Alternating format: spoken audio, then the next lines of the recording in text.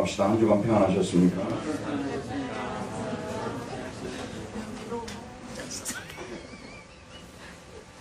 이제 박수 한번 이렇게 쳐주시면 사실 한 30% 설교 도와주신 겁니다.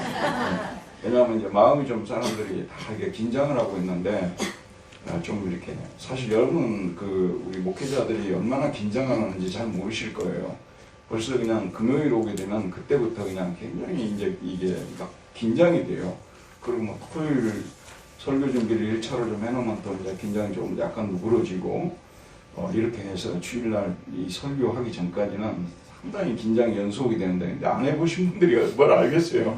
이거 해보셔야 되는데 진짜 긴장 많이 됩니다. 또 이렇게 한번 웃으니까 너무 좋습니다. 자, 오늘 제목은 그 포피를 비웠으니라는 제목입니다. 지난 시간 우리는 하나님께서 아브라함에게 미래에 주실 복들에 대하여 약속하시고 그와 그의 집에 있는 모든 남자들이 할 일을 받으라고 명령을 하신 일에 대해 살펴보았습니다. 오늘 말씀은 이 사건에 바로 이어서 일어난 일을 보도하고 있습니다. 하나님은 아브라함에게 계속 말씀하시는데 먼저 그 아내 사레의 이름을 사레라 하지 말고 사라라 바꾸라고 명령하십니다. 15절을 보면 하나님이 또 아브라함에게 이르시되 네 아내 사레는 이름을 사레라 하지 말고 사라라 하라.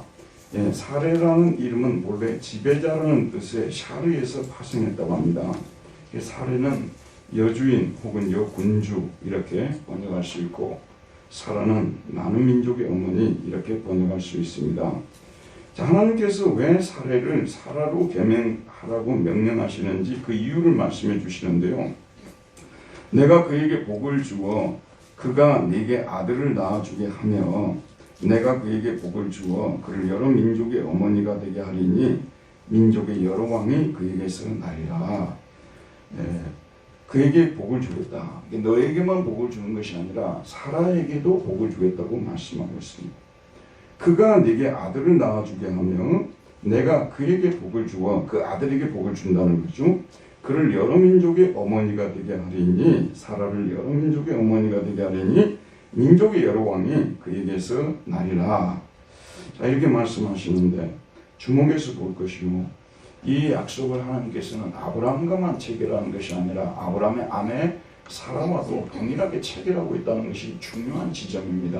여러분이 잘 아시다시피 이 근동 지방은 이게 가부장적인, 물론 뭐 서양도 그 당시엔 다 가부장적이었습니다만 가부장적인 사회 아니겠습니까? 여자는 별로 중요하지 않은 존재로 취급되는 그런 시대에 참 지난번에 우리가 살펴보았습니다만 그 집에서 키우던 그 애국에서 데려온 노예죠, 노예까지도 감찰하시는 하나님이셨다는 거예요. 우리 기독교를요, 여러분들이 좀 이렇게 자꾸 음미를 하면 이게 참 놀라운 일이거든요. 어떻게 그런 노예를 그렇게 그 광야에서 방황할 때 그렇게 하나님께서 이렇게 우물을 예배해 주시고 또 감찰하시고 그러실 수 있을까? 근데 그게 이제 우리가 믿는 하나님이십니다. 그리고 이 아브라함과만 계약을 체결하시는 것이 아니라 사라와도 똑같이 계약을 체결하시는 이 모습이 뭐 요즘 여권신장, 페미니즘 이런 얘기들이 많이 나옵니다만 창세기부터 기독교는 이 여성의 그 인권에 대해서 존중하고 있는 여기에 대해서 우리가 볼 수가 있는 것입니다. 이미 하나님께서 지으실 때 남자와 여자로 지으셨다고 했거든요. 그러니까 동등한 신분으로 지으셨다는 것이 이미 성경에 나타나기 때문에 적어도 기독교 신앙을 가진다면 이게 남존여비라든지 가부장적 이런 사고를 가지고 있다면 이거는 정말로 청산이 돼야 된다는 그런 말씀입니다. 자, 오늘 말씀 보게 되면 하나님께서 사라에게 이렇게 말씀하시자 아브라함이 어떤 태도를 보이는지가 나오고 있습니다. 자, 17절 말씀 우리 한번 같이 읽어보도록 합시다. 17절입니다. 시작. 아브라함이 엎드려 웃으며 마음속으로 이르되 100세 된 사람이 어찌 자식을 낳을까? 사라는 90세니 어찌 출산하리오 하고 아브라함이 그냥 바로 엎어졌다는 뜻이에요. 이게 엎드렸다는 말은 그냥 엎어진 겁니다. 그리고 웃었다고 나오고 있는데 이게 이제 웃었다는 말이 이차하크라는 단어입니다. 이차하크. 웃었다. 그렇게 되어 있습니다. 사실 좀 여러분 아브라함이 보인 반응이 무섭지 않습니까? 사실 그 전까지 아브라함은 세상에 들을 수 없는 어마어마한 약속을 들은 거예요. 내 후손을 통해서 뭐 천하 만민이 복을 받고 뭐 바다의 모래와 하늘의 별과 같이 되게 해주신다는 엄청난 미래의 약속을 받았어요. 그런데 그러려면 이제 후손이 있어야 되잖아요. 그런데 후손이 바로 지금 89세인 사라가 임신을 하게 될 것이라고 현실적인 문제로 들어오니까요. 아브라함의 태도가 돌변하는 것을 볼 수가 있습니다. 엎드려 웃었다고 하는데 이 웃음은 제가 볼 때는 우리가 보통 깔깔 웃는다는 표현도 있고 피식 웃는다는 표현도 있는데 제가 볼 때는 이건 피식 웃음이거든요. 자기도 모르게 그냥 피식 웃음이 나온 거예요. 너무 말도 안 되는 말씀을 하시는 것 같으니까요. 자, 현실적인 문제만 얘기 안 하고 나와 관계없는 문제만 얘기 안 하면 설교 시간에 부담도 전혀 없어요. 여러분도 설교를 수십 번 듣지만 나와 관계없이 막 방방 띄우는 말씀하면 그거 뭐 다 아멘으로 들을 수 있어요. 뭐 어차피 또 밖에 나가면 그 나와 관계없는 말씀으로 들으니까요. 근데 이게 이제 나와 관계 있는 현실적인 문제로 들어와서 바로 89세 된 내 아내가 지금 아이를 낳을 것이다. 이렇게 되면 문제가 달라지는 거예요. 여러분 항상 그랬습니다. 베드로도 그렇습니다. 막 주님의 말씀을 듣고 막 은혜를 받아가지고 뜨거워. 그래갖고 막 정말 이상적인 세계를 생각하는 거예요. 나중에 하나님 나라 회복하면 자기가 오른쪽에 앉고 뭐 요한은 왼쪽에 앉고 막 이러고 있어요. 그는 전능한 하나님이고 그래서 예수님께서 물 위로 이렇게 밤중에 걸어오니까 베드로가 바로 그냥 뛰어내려가서 자기도 모르게 그냥 뛰어내린 거예요. 그래서 물 위로 자기 예수님을 맞으러 가려고 했잖아. 그런데 막상 이제 파도 팍 치고 막 이렇게 막 발에 닿으니까 물이 막 발에 닿으니까 차갑고 막 이러잖아요. 그러니까 베드로가 물에 빠져 들어가는 모습을 우리가 알고 있지 않습니까? 우리 여러분 앉아 계신 분 다 마찬가지입니다. 진짜 할 줄 아는가? 진짜 신앙이 있는가? 이건 참 어려워요. 어떤 사람들 만나거든요. 너 뭐 할 줄 알아? 그러거든요. 할 줄 안다 그러거든요. 특별히 바둑 같은 데가 이게 굉장히 심해요. 몇 급 뜨냐 그러면 대부분 뭐 한 5, 6급 뛴다 그러거든요. 사실 그분들은 9급 뛰는 분들이에요. 더 보게 되면은 그냥 자기 실력이 드러나 버리는 겁니다. 여러분, 우리가요, 여기 나와서 하나님의 말씀, 거창한 하나님의 말씀을 듣고, 뭐, 천국과 지옥에 관한 말씀, 뭐, 영생에 관한 말씀, 뭐, 복을 주겠다는 말씀 들을 때는요, 부담 없어요. 어차피 나하고 크게 관계가 없는 거라고 생각하기 때문에요. 소수만 그게 나와 관계 있다고 생각하지, 다수는 사실은 그런 말씀들이 나와 관계 있다고 생각 안 해요. 그리고 이 세상에서 복을 받고 못 받는 것은 인과의 법칙에 의해서 되어지는 거지, 이만 갑자기 하나님 복을 내려가지고 뭐 복이 되고 뭐 그냥 뭐 부자가 되고 뭐 그런 거 없다고 우리는 생각하거든요. 설령 여러분들이 하나님이 말씀하시는 정말 귀한 말씀을 들었다 하더라도 들어보세요, 여러분. 이게 이제 지금 현재 당신의 삶을 기적적으로 바꿀 수 있다. 지금 우리 아이가 지금 중학교를 들어가는데 공부를 되게 못하고 있어요. 많이 처지고 있어요. 솔직히 우리나라 같은 데서 중학교 갔는데 뭐 전교 뭐 5등 안에 들지 않으면 별 희망이 없잖아요. 부모님들 저를 원망하지 마세요. 뭐 요즘 이런 사회 아니겠습니까? 그런데 목사님이 설교를 하면서 그거 하나님 바꿀 수 있다고, 얼마든지 바꿀 수 있다고, 당신 자녀가 정신 차리고 공부 잘할 수 있다고 이렇게 설교를 하잖아요. 이게 하나님의 말씀이거든 사실은요. 신앙을 똑바로 가지고 여러분 정말로 참다운 신앙이 그 사람 속에 들어가고 정신이 깨어나게 되면 공부하게 되어 있는 것이고요. 성적이 점점 좋아지게 되어 있다고 저는 보거든요. 물론 재능의 측면에서 다른 어떤 뭐 예를 들어 음악이나 미술이나 체육이나 이런 재능 쪽을 우리가 생각한다면 그런 경우를 제외하고 그렇게 이런 기적을 하나님이 현재 나의 삶 속에 일으킨다고 얘기를 하잖아요. 그러면은 우리도 아브라함처럼 그냥 엎드려 피식 웃게 되는 거예요. 이게 우리 현주소예요. 심지어는 믿음의 조상도 그랬으니 우리는 이렇게 안 한다고 누가 말할 수가 있겠습니까? 바로 하나님이 오늘 말씀을 주는 것은 당신에게 주는 말씀이고 당신의 삶을 기적적으로 바꾼다고 우리가 하나님 말씀을 들으면 사람들이 별로 통하지가 않는 거예요. 오히려 웃음이 나온다 그런 말씀입니다. 제가 오늘 이렇게 강조를 하는 이유가 뭐냐면 진짜 믿음으로 산다는 것이 기적입니다. 이게 진짜 어려운 일입니다. 많은 종교인들은 우리 교회에 모일 수 있지만 믿음으로 말씀으로 진짜 사는 사람은요 쉽지 않습니다. 말씀으로 사는 것이 그렇게 쉬운 줄 아십니까? 저도 목사지만요 매일매일 성경 읽고 성도들에게 본이 돼야 되잖아요. 근데 정신 바짝 안 차리면 금방 해이해져 버리는 거예요. 그러니까 우리는 매일 성경을 읽는 거예요. 같이요. 집사람도 똑같아요. 그래서 같이 우리는 성경을 읽고 오늘 주일까지 다 읽고 나왔어요. 자꾸 이렇게 우리가 악착같이 말씀을 붙들고 노력하지 않으면 신앙을 사는 게 아닙니다. 여러분. 살려고 애를 써야 되는 거예요. 그래서 오늘 말씀, 마음속으로 이르되 100세 된 사람이 어찌 자식을 낳을까? 살아는 90세니 어찌 출산하리요? 라는 말하고 있습니다. 자, 여기서 봅시다. 아브라함은 또 하나님께 현실적인 제안을 합니다. 어떤 제안을 하냐면 아브라함이 이에 하나님께 아뢰되 이스마엘이나 하나님 앞에 살기를 원하나이다. 내가 일부에서 이게 지금 좀 설교를 좀 실수했어요. 예, 아브라함이 30세라고 내가 읽은 거예요. 근데 오늘 자세히 보니까 이게 몇 세래요? 저기 이스마엘이 당시에 13세였는데 13세였습니다. 근데 하여튼 이스마엘은 태어났잖아요. 그리고 지금 이제 13세까지 큰 건강상의 어려움이 없었다면 뭐 예전에는 13세 결혼도 했잖아요.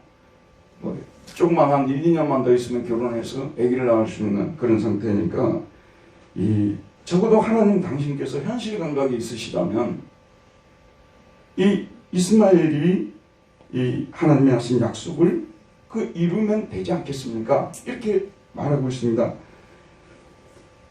자, 이 제안에 대해서 하나님께서 뭐라고 대답하십니까? 19절에 보면 하나님이 이르시되 아니라 내 아내 사라가 네게 아들을 낳으리니 너는 그 이름을 이삭이라 하라. 내가 그와 내 언약을 세우리니 그의 후손에게 영원한 언약이 되리라. 자, 지금 하나님께서는 누구를 계속 지금 붙잡고 계십니까? 포기하지 않고 계십니까? 누구를요? 사라를. 이게 이제 좀 와닿지 않으면 사극 같은 데 보면 첫 번째 부인이 왔다 그 말입니다. 근데 아기를 계속 못 낳고 있어요. 그래서 두 번째 부인을 이렇게 이제 아기를 낳기 위해서 집에 들였단 말씀이에요. 근데 두 번째 부인이 아기를 낳아버렸어요. 그러면 누구를 생각하겠습니까? 여러분 생각해 보세요. 앞으로 이제 내가 뭔가를 갖다가 뭐 집이라든지 전토라든지 이런 걸 좀 물려준다고 생각한다면 누구를 생각하겠어요? 당연히 두 번째 부인이 난 아들을 생각하지 않겠습니까? 지금 이런 상황이에요. 그러니까 이스마엘을 통해서 하나님 약속이 이루어져야 되는 거 아닙니까? 이렇게 지금 말씀하고 있습니다. 그런데 하나님 뭐라고 하냐면 아니라고 말하는데 이 아발이라는 히브리어 동사는요 정령 참으로 반드시 그런 뜻입니다. 정령, 근데 우리말은 그냥 아니라고 번역해 보세요. 정령 진실로 참으로 영어로 indeed 정말로 너의 아내 사라가 너를 위해서 한 아들을 낳아줄 것이다. 아들이 히브리어로 벤이에요. 벤. 히브리어 벤이 아들입니다. 여러분 유명한 작품 베너 있잖아요. 베너라는 아마 벤후르 훌의 아들이라는 뜻입니다. 훌의 아들 벤허 벤의 아들인데 너를 위해서 한 아들을 낳아줄 것이다. 정령 참으로 사라가 너를 위해서 한 아들을 낳아줄 것이다. 내 첫 번째 부인이 첩이 아니라 내 첫 번째 부인이야. 지금 89세가 돼서 아직 아이를 낳지 못하고 있지만 사라가 반드시 너를 위해서 아들을 낳아줄 것이다. 하나님께서 이렇게 말씀하십니다. 그러면서 그 아들의 이름까지 지어주는데 그 아들 이름을 뭐라고 부르라고 했어요? 뭐라고 부르라고 했습니까? 이삭이라고 부르라고 했죠. 원래 이게 이차하크입니다. 이차하크. 차하크라는 뜻은 웃다는 뜻이거든요. 이차하크. 그가 웃을 것이다 라는 뜻입니다. 그가 웃을 것이다. 이삭이 나중에 자 잠깐 보세요. 진짜 웃을 것 같아요. 자기가 태어나서 좀 약간 철이 들어서 보니까 말하자면 그 운동회 같은데 이런 데 딱 가보니까 자기 아버지가 어떤 분이에요? 99세의 할아버지가 지금 여기 참여하고 있는 거예요. 그러니까 웃음도 나올 수도 있었을 것 같아요. 한번 그 상황을 한번 생각해 보세요. 이삭. 그리고 또 부모님은 지금 이 나이에 어떻게 이런 아이가 나왔을까 하고 바라볼 때마다 또 웃음이 나왔을 것 같아요. 그래서 이삭이라고 이제 이차하크를 그냥 우리 번역을 할 때 이삭이라고 이렇게 번역을 한 거. 번역을 했습니다. 근데 사실 이삭의 삶을 보면 자기 자신도 첫째는 웃을 것이고요. 그 다음에 부모님도 웃게 만들 것이고 그 다음에 주변 사람들도 웃게 만들고 많은 민족을 웃게 만들 그런 사람이 되는 건 사실입니다. 여러분, 우리가 크리스찬이 된다는 것은요, 사실은 우리 자신도 첫째로는 웃고요. 나 같은 사람이 어떻게 크리스찬이 되었을까? 사실 우리가 생각을 해보면 크리스찬이 못 될 이유, 안 될 이유가 많거든요. 아마 수십 가지가 될 수도 있어요. 그럼 어떻게 내가 크리스찬이 됐을까?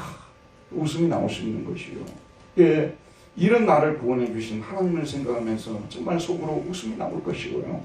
그리고 자기 속에 있는 기쁨을 이기지 못해서, 제가 아는 어떤 청년은요, 청년 시절에 너무 은혜를 받아가지고 자기 동생하고 같이 집에 이제 그 한 방에 같이 사는데, 동생이 들을까 봐서 자기가 이불 속에 들어가서 너무 좋아가지고 거기서 웃었다고 하더라고요.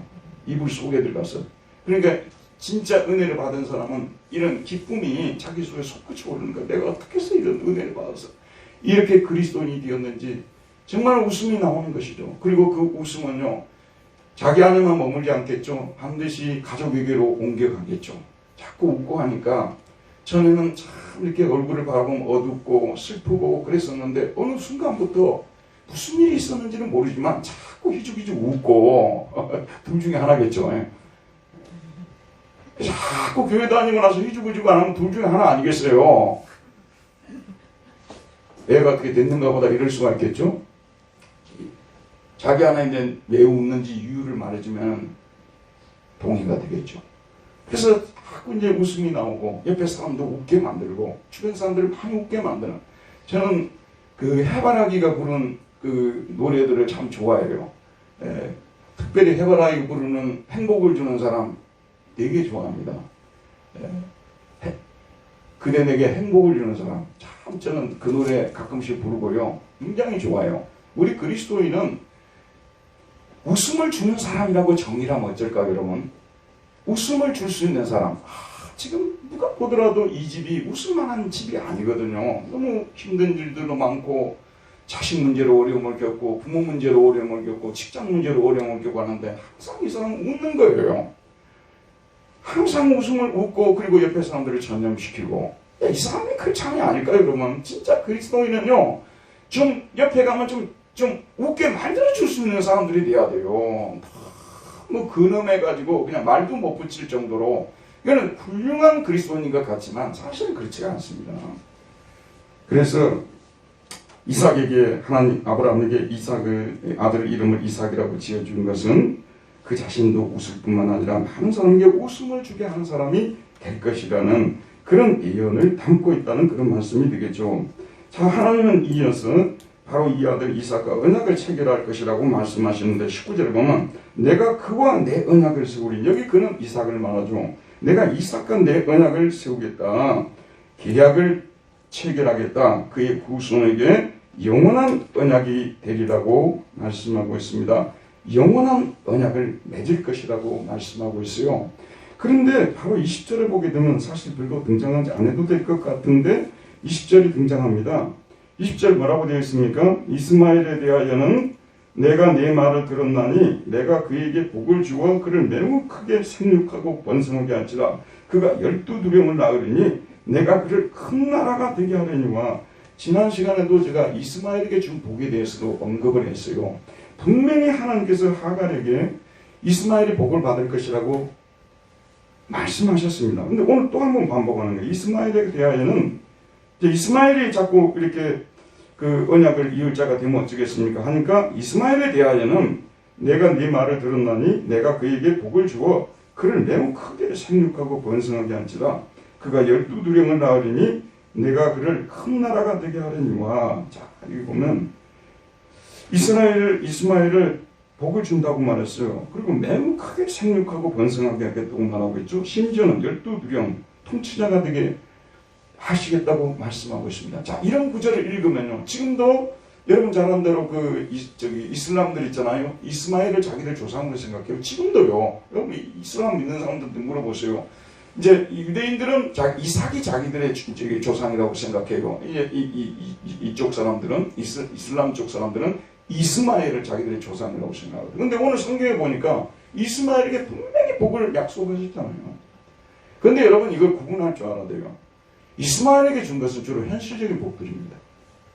자식을 잘 얻는 복, 번성하는 복, 세상에서 물질을 많이 얻는 복, 이런 복들을 지금 말씀해 주고 있는 거예요. 그래서 우리가 성경을 잘 배워야 돼요. 그리고 성경을 잘 구분할 줄 알아야 됩니다. 여러분, 우리 하나님은 우리가 신학적으로 일반은총이라고 하지 않습니까? 이 세상에 있는 모든 사람에게 해를 비춰주시고 모든 사람에게 비를 내려주십니다. 그래서 우리 하나님께서는 일반은총의 관점에서 이슬람 사람들한테도 복을 내려주고 유대인들한테도 복을 내려주고 불교인들한테도 복을 내려주고 심지어는 무신론자들한테도 복을 내려줘요. 그게 다 문제는 현실적인 복들이에요. 그리고 또 우리 그리스도인들에게도 하나님이 현실적인 복들을 내려주세요. 이게 우리만 받는 게 아닙니다. 하나님 우리만 복을 주시는 분이 아니에요. 밖에 있는 사람들도 다 복을 주세요, 여러분. 그런데 이삭에게 준 이런 영적인 복은 주시지 않는다는 그런 말씀이에요.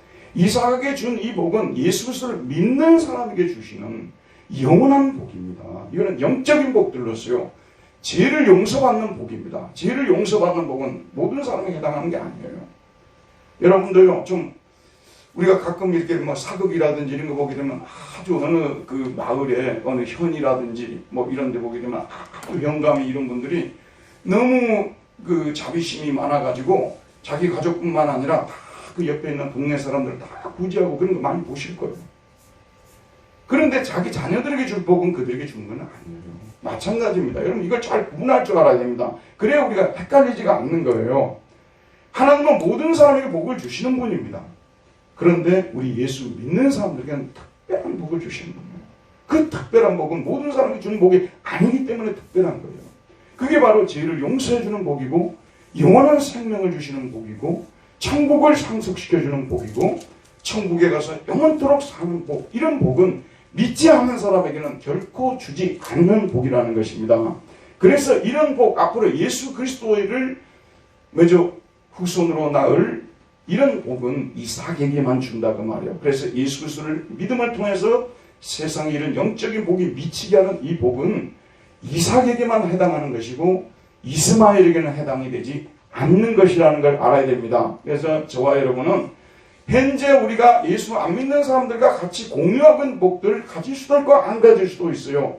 그런데 지금 현재 하나님이 약속한 제3의 복이라든지 영생의 복, 천국을 상속받는 복, 이런 모든 복들은, 영적인 복들은 아직 우리가 아주 작게만 누리고 있는 것입니다. 장차 받을 복들이 너무 많다는 것이죠. 그렇게 하면서 내 언약은 내가 내년 이 시기에 살아가 내게 낳을 이삭과 세우겠다. 이 영혼을 가져다주는 이 언약은 이삭과 세우겠다고 말씀하고 있습니다. 그러면서 하나님은 이 말씀을 마치시고 그를 떠나 올라가십니다. 22절에 보게 되면 하나님이 아브라함과 말씀을 마치시고 그를 떠나 올라가셨더라라고 말하고 있습니다. 자, 이 말씀에 대해서 하나님의 이 말씀에 대해서 아브라함이 어떤 반응을 보이는지 오늘 우리 주제 구절입니다. 23절을 다 같이 큰 소리로 한번 읽어보도록 하겠습니다. 23절입니다. 시작. 이에 아브라함이 하나님이 자기에게 말씀하신 대로 이날에 그 아들 이스마엘과 집에서 태어난 모든 자와 돈으로 산 모든 자, 곧 아브라함의 집 사람 중 모든 남자를 데려다가 그 포피를 베었으니. 자, 아브라함은 하나님께서 올라가시자마자 즉시 행동에 착수합니다. 그는 더 이상 미루지 않습니다. 그래서 우리말 성경에는 보게 되면 저 뒷부분에 보면 앞부분에 보면 아브라함이 하나님이 자기에게 말씀하신 대로 이날에, 이걸 이제 앞부분으로 했는데 원문에는 뒤에가 나오는데 중요한 부분이 두 가지가 나와요. 하나님이 자기에게 말씀하신 대로입니다. 하나님이 자기에게 말씀하신 그대로 변형시키지 않고 변경시키지 않고 그 말씀하신 그대로. 그리고 언제 순종했어요? 언제? 여기 보면 언제라고 되어 있어요? 자, 여기 나오잖아요. 어떤 날에? 이날에. 바에춤 하이옴 하전입니다. 영어로는 in the very day라고 되어 있어요. 바로 그날입니다. 뒷날이 아니에요. 하나님이 약속하신 바로 그날에 어떻게 순종했다고요? 하나님께서 말씀하신 그대로 순종했다고 되어 있습니다. 저는 이 부분을 읽으면서 묵상하면서 참 은혜가 되더라고요. 이게 바로 뭐냐? 순종의 정석이라고 저는 생각하거든요. 순종의 정석. 바둑을 두면 정석이 있어요. 정석. 그래서 정석 공부를 많이 합니다. 내 길을 중심으로 해서 정석 공부를 많이 해요. 순종의 정석은 뭐냐? 순종의 정석이 즉각적으로 말씀하신 그대로요. 즉각적으로 말씀하신 그대로. 한번 따라합시다. 즉각적으로 말씀하신 그대로. 즉각적으로 말씀하신 그대로. 이게 바로 순종의 정석입니다. 그런데 이번 주에 여러분도 성경을 읽으셨죠. 근데 성경 읽기 표 따라 읽지 않는 분들은요, 사실 성경 읽도 못하게 하고 이미 포기한 분들이에요. 지금이라도 너무 여유있게 살지 마세요. 여러분, 하나님이 하라는 거 좀 해야 돼요. 성경도 안 읽는 크리스찬들이 크리스찬입니까, 여러분? 매일매일 성경도 안 읽고 어떻게 양심에 거리끼서 살아갈 수 있냐, 그런 말씀이에요. 밥은 다 챙겨 먹으면서 금식도 안 해요. 영적인 양식인데 목사라도요 똑같은 사람이에요. 누군들 뭐 사람이 다른 사람 없어요. 다 똑같아요. 저는 제 자신이라도 안 넘어지려고요. 제 자신이라도 안 넘어지고 제대로 목회하기 위해서요. 매일매일 말씀을 먹고 말씀 안에 살려고 노력합니다. 그런 참 성경을 이번 주에도 여러분 읽으셨죠. 출애굽기, 레위기, 민수기, 신명기 강야생을 읽으면 모세의 그 순종의 정석을 보는데 모세가 순종을 잘하더라고요. 그냥 내 이스라엘 백성들을 데리고 광야로 나가서 예배를 드리라고 그리고 내 바로한테 가서 내 백성을 보내라고 말하면 바로 순종하잖아. 그리고 또 유월절을 행하라 그러잖아요. 그럼 유월절 그대로 행하지 않습니까? 즉시 순종해요. 유월절을 왜 행해야죠? 이 말은 양이 어디에 있다고요? 왜 꼭 문설주에다가 거기다 피를 칠해야 됩니까? 한마디도 하나님께 항변하지 않았습니다. 유월절을 지키라. 유월절을 지켰습니다. 백성들을 데리고 나와서 홍해가 다 가로막혀 있습니다. 그러니까 네가 들고 있는 지팡이로 물을 치라. 이거 친다고 해서 물이 갈라질까요? 안 했죠. 바로 순종했죠. 저는 이거 대단한 순종이더라고요. 그리고 제가 이번에 이 성경을 읽으면서 정말 모세의 순종에 대해서 경악을 금치 못했던 부분이 뭐냐 그러면요. 시내산에 올라가니까 하나님 십계명 주시고 그 다음에 성막을 지으라고 자세히 그 성막 도면도를 주잖아요. 성막이라는 것은 거룩한 텐트라는 뜻이에요. 텐트가 많이 있는데 이 언약궤를 거기다 모시고 예배드리는 제사 드리는 곳이 그게 성막이잖아요. 그러니까 홀리 텐트 아니에요. 그런데 하나님이 그냥 내 알아서 텐트를 만들라고 하지 않았어요. 고는 높이는 얼마, 넓이는 얼마, 그 다음에 여기는 수달에 그 가죽을 가지고 오고 나무는 무슨 나무 쓰고 몇 센치를 하고 거기다 향로를 어디다 일일이 지시하는데요. 저같이 게으른 사람은 순종 못하겠더라고요. 제가 모세로 태어나지 않은 것이 그 은혜 중에 은혜예요. 어떻게 그런 말씀을 순종합니까? 여러분 쉽다고 생각하셨습니까? 쉬운 게 아닙니다. 그걸 그대로 모세는 한치 오차도 없이 하나도 빠뜨리지 않고 더하지도 않고 그 말씀하신 그대로 순종했어요. 순종의 정석이 뭐겠습니까? 단 한 번 순종 안 했어요. 이스라엘 백성들 물이 없다고 막 원망을 해요. 그러니까 하나님께서 네가 가지고 있는 지팡이로 반석을 치라고 했잖아요. 모세가 백성들 때문에 너무 속이 상해가지고 한두 번도 아니고 너무 불순종하니까 이런 백성 살아서 뭐 하겠냐고 두 번을 쳐버렸어요. 그래서 하나님께서 두 번 쳤다고 하나님의 거룩을 침해했다고 해서 가나안 땅에 들어가지 못하는 벌을 내리신 거예요. 천국은 갔지만 가나안 땅에는 못 들어간 거죠. 그런데 제가 또 놀랬던 사람은 누구냐 그러면요. 모세의 비서 출신이었던 모세 여호수아입니다. 여호수아의 순종도 이게 보통 순종의 정석 중에 정석이 여호수아더라고요. 여러분 여호수아가 어떠했습니까? 모세를 따라다니면서 다 모세가 시키는 대로 했죠. 모세가 없는 사이에 아론을 중심으로 해서 황금 우상을 만들고 이게 우리 신이니까 이 신을 섬기자고 황금 우상을 섬기자고 하고 했을 때 여호수아는 동조하지 않았어요. 그리고 고라와 네이지파가 반란을 일으켰어요. 모세만 하나님께 쓰임받는 사람이고 모세만 하나님과 교제하는 사람이냐. 우리도 다 하나님과 교제하는 사람이다 하면서 네가 뭐냐고 하면서 들고 일어났어요. 여호수아만 갈렙하고 여호수아만 그 반역에 참여하지 않았습니다. 그리고 나중에 정탐꾼을 보내잖아요. 거기 12정탐꾼을 보냈는데 거기에 또 여호수아가 뽑혔어요. 열정 땅콩은 와가지고 가보니까 땅은 좋은데 이게 정말 우리는 거기 들어가지 못한다.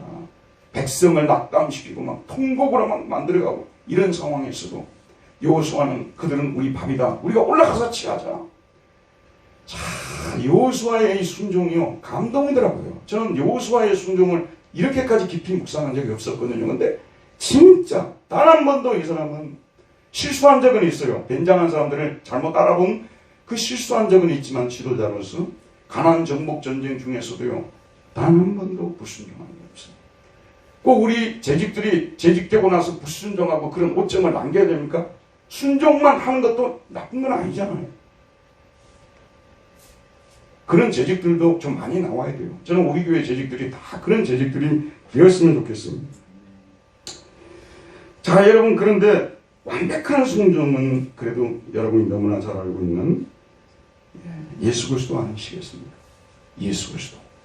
예수 그리스도만이 완벽하게 순종하신 것. 자, 한번 여러분 생각해 보세요.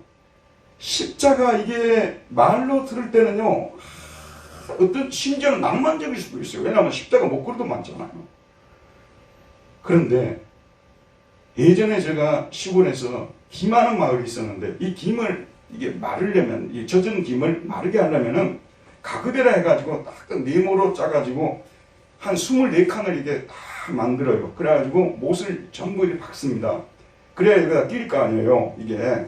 그래서 이게 마르면은 이게 뜯어가지고 김을 만드는데 못을 참 어릴 때부터 많이 배웠어요. 근데 이게 뭘 잘못하면 손이 찔리거든요. 또 저는 뭐 매번 그런 건 아니지만 가끔씩 못을 밟기도 했어요. 그러면 이 못이 이제 밑으로 뚫고 들어오잖아요. 근데 그런 거 경험해 보셨죠? 되게 아프죠? 근데 그 사실을 못을 박히면 너무 아프다는 것을 누구보다도 예수님이 잘하셨어요. 왜 잘하셨을까요?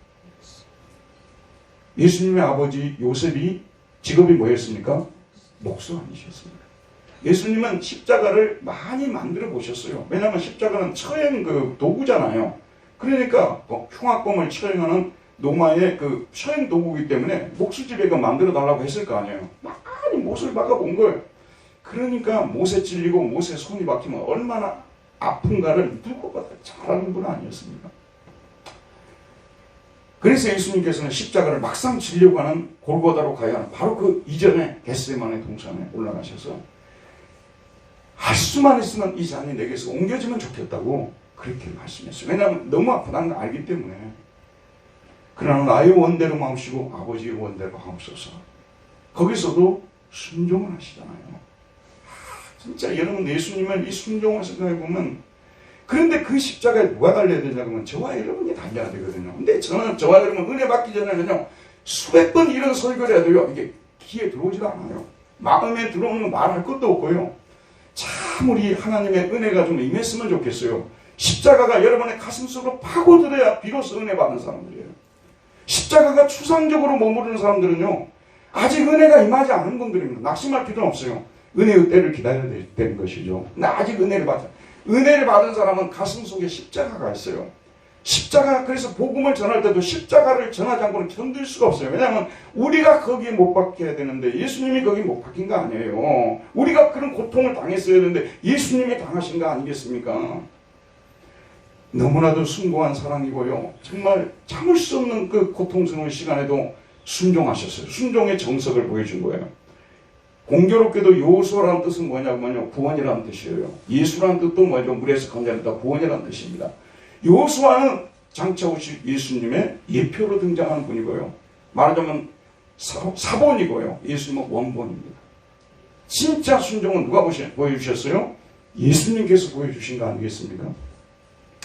사도 바울이 이 예수님을 처음에는 막 잡아 죽이려고 했잖아요. 이단 괴수라고 해서 막 잡아 죽이려고 했어요.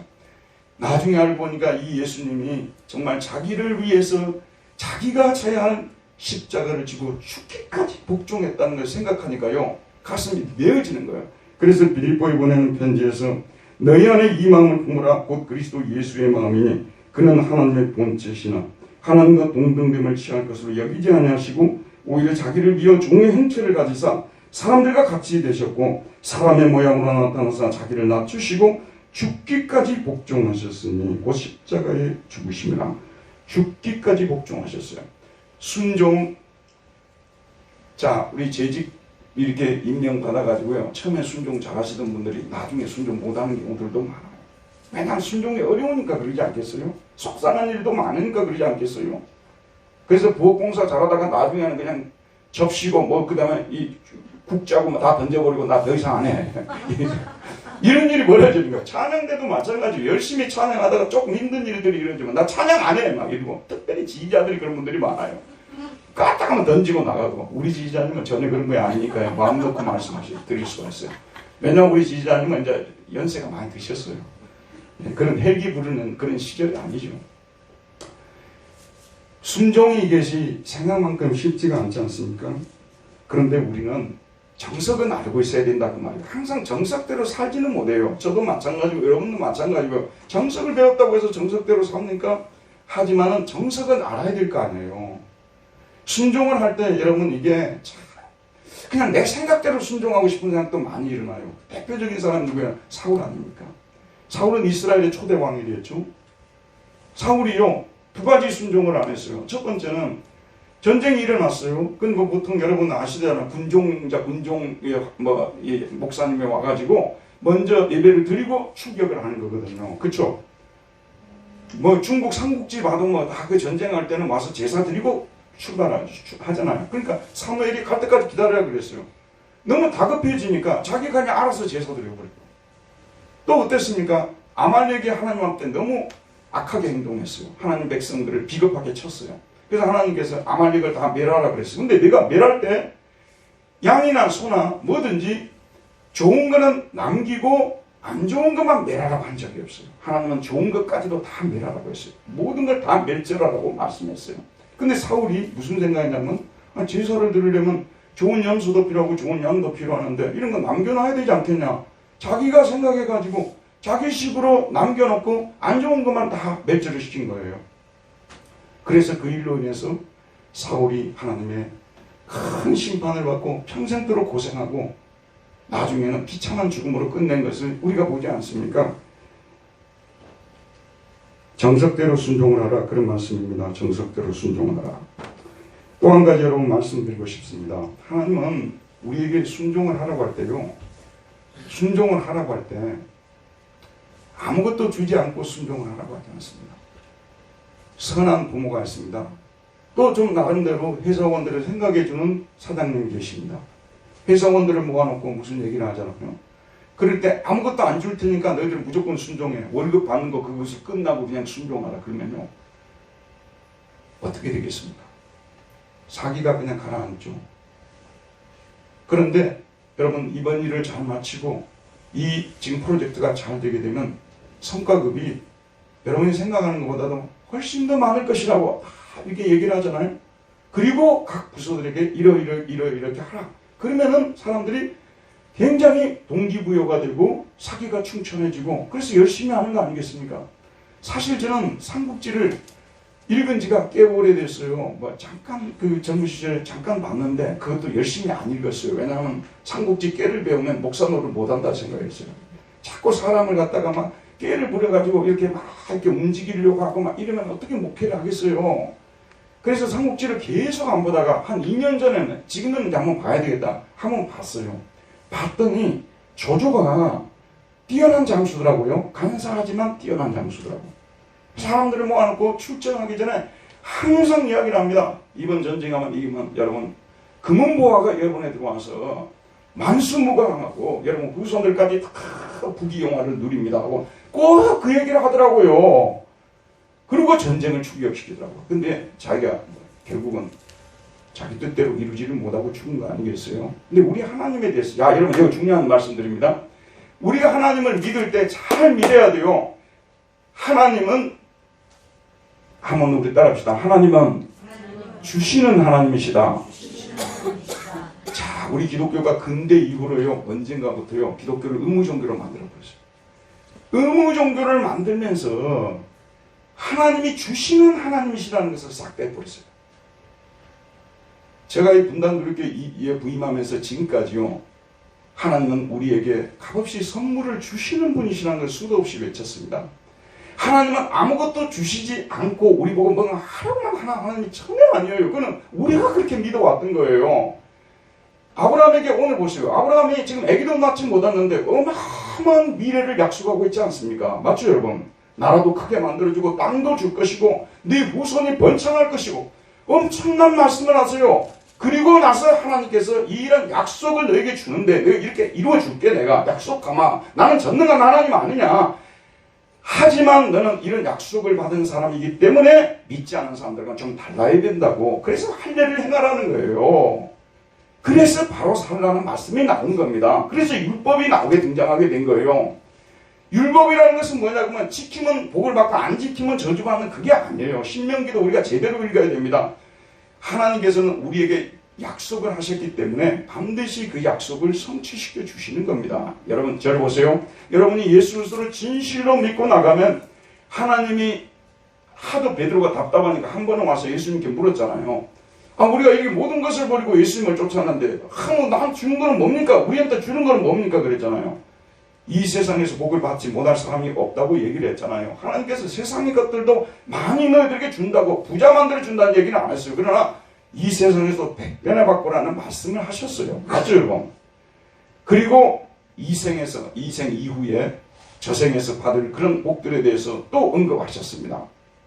자, 하나님께서 우리에게 아무것도 주시지 않고 줄 생각도 안 하시고 우리에게 무조건 너 구원해 줬으니까 너 구원받은 것으로 감사하고 충성 봉사해야 돼. 율법도 잘 지켜야 돼요. 세상과의 그런 관계도 여러분 똑바로 해야 돼. 전부 이렇게만 이야기한다면 숨이 막혀 죽지 않겠어요? 아무것도 주시지 않는 기가 막히더라고요. 저는 식구 5명에서 비행기표만 가지고 비행기 탔어요. 그런데 내가 살아있을 줄도 몰랐어요. 심지어는 죽을 줄도 몰랐어요. 지금까지 살아있지 않습니까? 하나님이 행하신 그 놀라운 기적들이 눈으로 보게 되는데요. 광야에서 이스라엘 백성을 만나 매출하게 받아본 거 아무것도 아니에요. 하나님이 그런 하나님이시라는 걸 깨닫게 된 겁니다. 이렇게 좋은 하나님을 만났는데 어떻게 좋지 않다고 하나님을 설교할 수가 있냐 그런 말씀이에요. 진짜 우리 하나님 여러분이 생각하는 것보다 훨씬 더 많은 계획들을 가지고 계세요. 그리고 그런 계획들을 지금까지도 실행하지만 이후에도 우리가 알지 못하는 크고 비밀한 일을 하나님이 주신다고 에레미야에게 그렇게 기도하라고 했지 않습니까? 믿으시죠 여러분? 우리가 생각하지 못하는 그런 일들이 여러분의 삶 속에 일어난다 그런 말씀이에요. 자, 그래서 이렇게 하나님이 우리 모두에게 주신 약속이에요. 특정한 사람들만 준 게 아니라 모든 사람에게 예수 그리스도를 믿는 사람에게는 금세에도 하나님께서 많은 것들을 준다고 약속하셨고요. 영생을 얻지 못할 사람이 없다고 말씀하셨죠. 이런 약속을 주시고 나서 하나님이 할례를 받으라고 하는 거예요. 이 약속을 받은 사람들이 예수 안 믿는 사람과 똑같으면 되겠냐 그런 말씀이에요. 예수를 안 믿는 사람하고 뭐가 달라도 요즘 그 선전을 보는데 그 김다현이하고 김태현이하고 트로트 그 유망주 가수들 있잖아요. 그 애들 나와서 선전을 하는데 항상 귀에 들어오는 선전이 있더라고요. 뭐가 달라도 다르겠죠. 뭐가 달라도 다르겠죠. 이랬단 말이에요.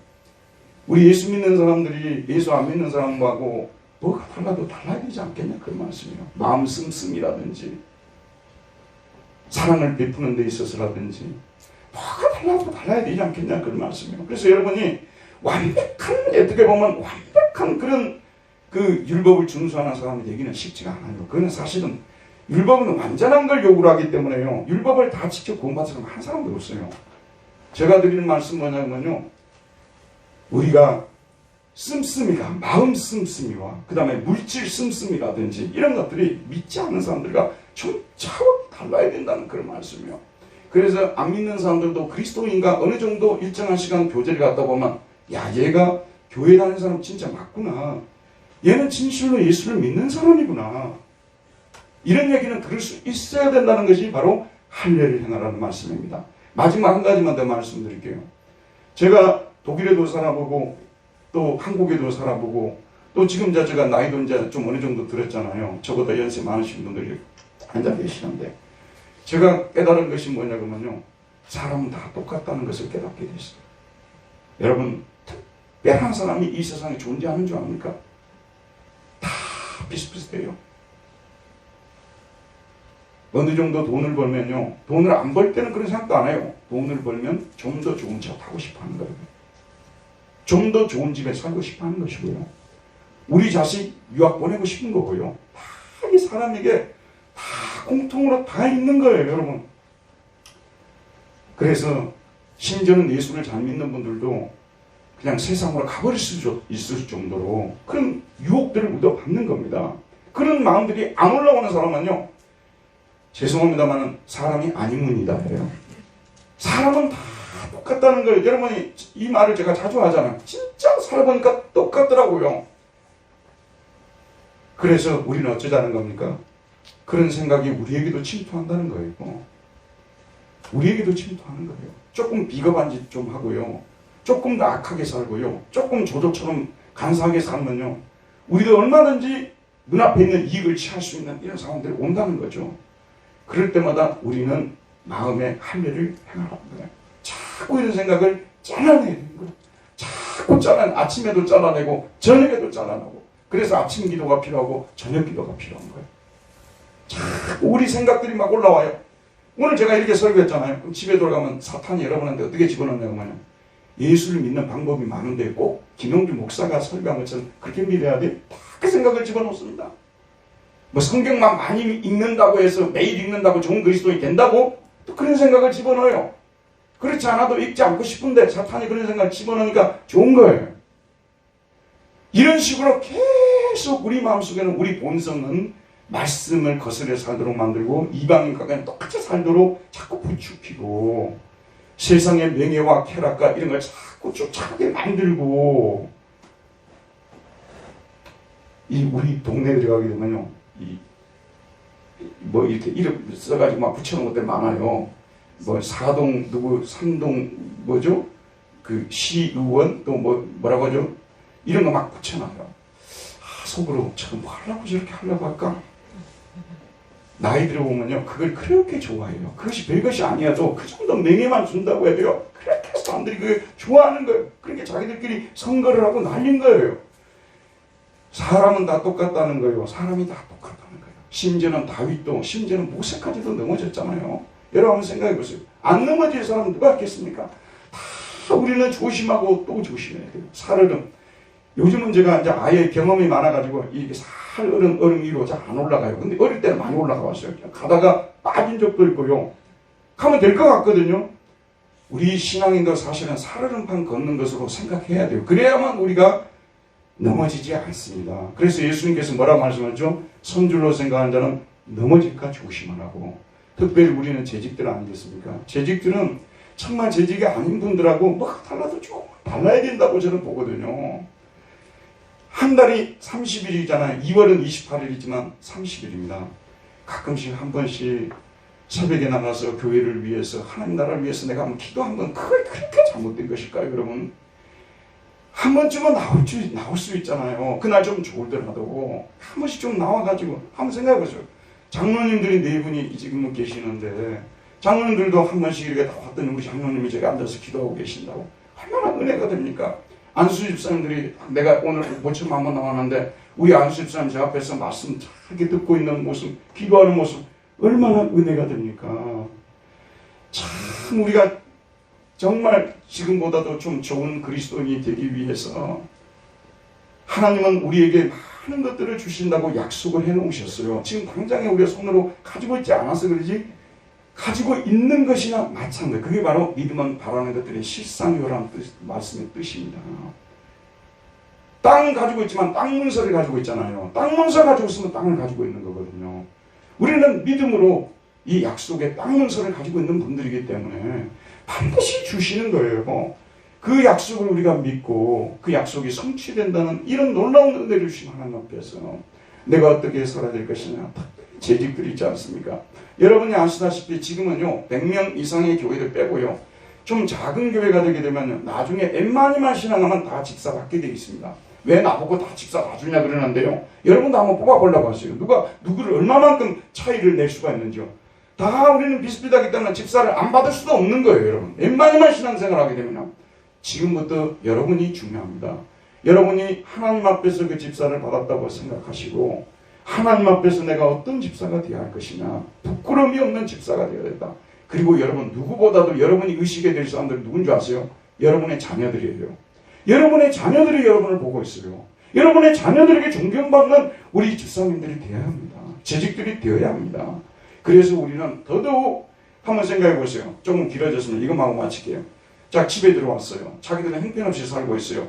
자기들은 방황하고 있어요. 근데 엄마 아빠가 무릎을 꿇고 거기 앉아가지고 식탁에 앉아서 성경을 보고 기도를 하고 있어요. 얼마나 은혜가 됩니까? 이런 게 참된 교육 아니겠습니까, 여러분? 우리가 이런 사람들이 돼야 되는데, 저도 하나님 앞에 많이 기도해요. 우리 교회는 대부분이 집사님들인데, 대부분이 재직들인데, 하나님, 저는 임명한 것은 후회하지 않습니다. 그러나 정말 우리 재직들이 진짜 하나님 보시기에 참 좋은 재직들이 되게 해주십시오. 하나님 기뻐하는 재직들이 되게 해주십시오. 항상 두 손 모으고 기도합니다. 매일 기도합니다. 집사직을 받아먹고 여러분 세상 사람들과 똑같이 살아버리게 되면 얼마나 은혜가 안 됩니까? 얼마나 은혜가 안 됩니까? 그래도 저는 포기하지 않습니다.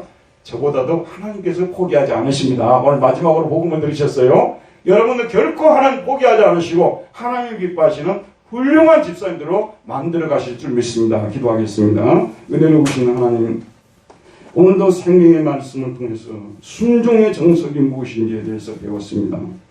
모세처럼 여호수아처럼 여호와가 우리 주 예수님처럼 사도 바울처럼 그렇게 순종하는 저희들이 되게 해주시기를 원합니다. 그리스도 예수의 사람들은 모든 하나님의 약속이 예와 아멘으로 받을 것이라고 말씀해 주었사오니 하나님의 생명의 말씀을 전하는 목회자들이 말씀을 증거할 때 예와 아멘으로 받고 가능한 순종하여서 하나님을 기쁘게 하고 목회자 마음도 즐겁게 해주고 성도들에게도 기쁨을 줄 수 있는 우리 모두가 되게 하여 주옵소서. 예수님 이름으로 기도하였습니다. 아멘. 다 같이 찬송가 죄송합니다.